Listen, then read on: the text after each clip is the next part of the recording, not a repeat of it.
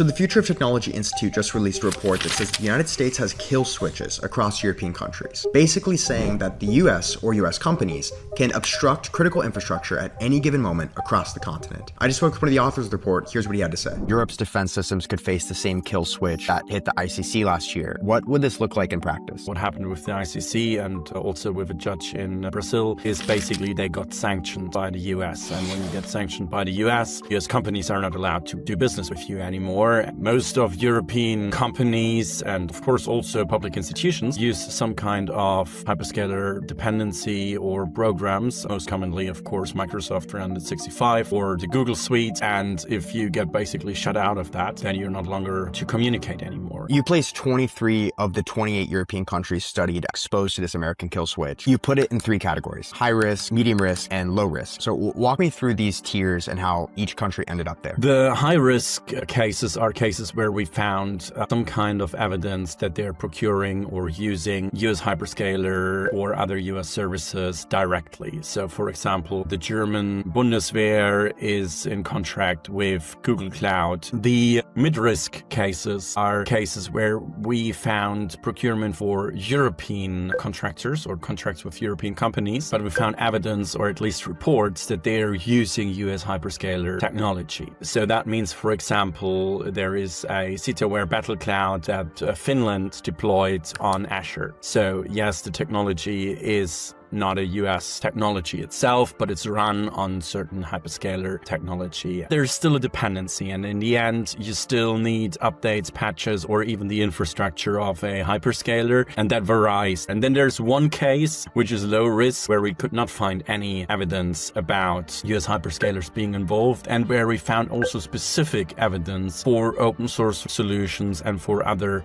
kind of sovereign solutions. Austria, they're quite enhanced and nuanced about it and very sensibilized about the risks coming with those dependencies. How replicatable is the Austrian model across Europe? I would say it's very replicable, and partly it's hard to say, because the part that definitely can work is setting up your communication system either in a completely open source and sovereign way that are using an open source solution. The secure it actually gets and the shared security interests those countries actually have. The thing that's hard to say is like the on-premise, not online, not in the cloud solutions they're using, but there's kind of a question of what do other militaries actually need that maybe the Austrian solution does not provide